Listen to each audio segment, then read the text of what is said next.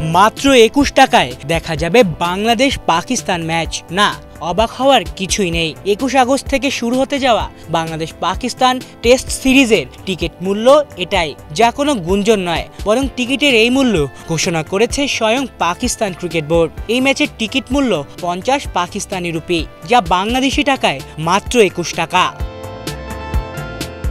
এরই মধ্যে পিসিবির এই ঘোষণার পর থেকেই সামাজিক যোগাযোগ মাধ্যমে ট্রল করছে ভারতীয়রা। কেউ কেউ বলছেন, এই টাকায় তো এখানে একটা সামোসা পাওয়া যায়। শুধু এটাই না, বরং পিসিবি এরই মধ্যে দিয়েছে আরেকটি চমকে যাওয়ার মতো ঘোষণা। ২১ আগস্ট থেকে শুরু হতে যাওয়া প্রথম টেস্টের ২ দিন আগেই পাকিস্তান ক্রিকেট দলের একাদশী প্রকাশ করে ফেলেছে তারা। যেদিকে ম্যাচ শুরুর ১ ঘন্টা আগেও টিম কম্বিনেশন নিয়ে বাংলাদেশ টিম ম্যানেজমেন্টের দ্বিধায় পড়ার ঘটনার নজিরও আছে ভুরি ভুরি। এদিকে পাকিস্তানের বিপক্ষে প্রথম টেস্টের আগে ইনজুরি নিয়ে ধুঁকছে নাজমুল হোসেন শান্তর দল।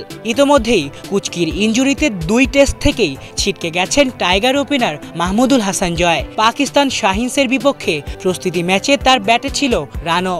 এরই মধ্যে মরার উপর খাড়ার ঘা হিসেবে উপনীত হয়েছে মুশফিকুর রহিমের আঙ্গুলে চোট পাওয়ার ঘটনাটা, যে কারণে প্রথম টেস্টে তার মাঠে নামা নিয়েও রয়েছে শঙ্কা। ২০১৫ সালে পাকিস্তানের মাটিতে ক্রিকেট ফেরার পর থেকে এ নিয়ে এটি সে দেশে বাংলাদেশের দ্বিতীয় সফর।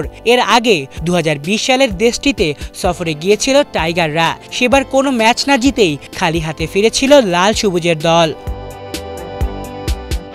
আলিফ চৌধুরী, বাংলা ভিশন।